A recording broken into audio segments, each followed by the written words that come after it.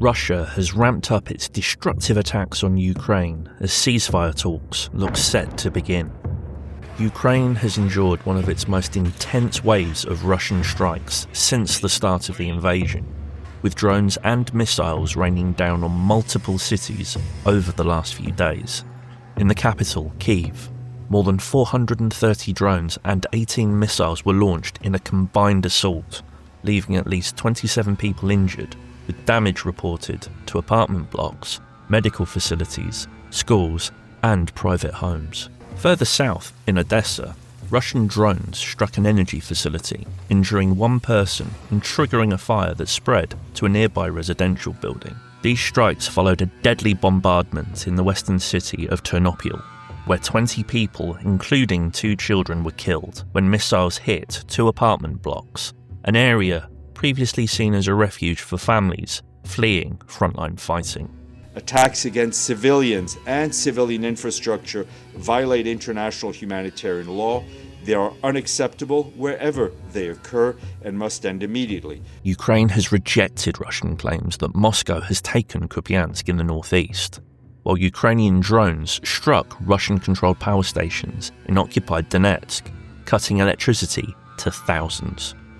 Планируете дальнейшую работу на что такое политическое руководство Украины, мы уже понимаем. Ukrainian President Volodymyr Zelenskyy now faces mounting diplomatic pressure over a draft peace proposal drawn up by Washington and Moscow. The proposed peace deal would require Kyiv to surrender all of the Donbass, abandon future NATO membership, and scale back its armed forces. Our red lines are clear and unwavering. There will never be any recognition, formal or otherwise, of Ukrainian territory temporarily occupied by the Russian Federation as Russian. Our land is not for sale. In return, Russia would pledge not to attack again and allow $100 billion in frozen assets to support reconstruction. President Volodymyr Zelenskyy has repeatedly ruled out ceding territory, and European leaders have warned the plans risk rewarding Russian aggression and weakening Western unity.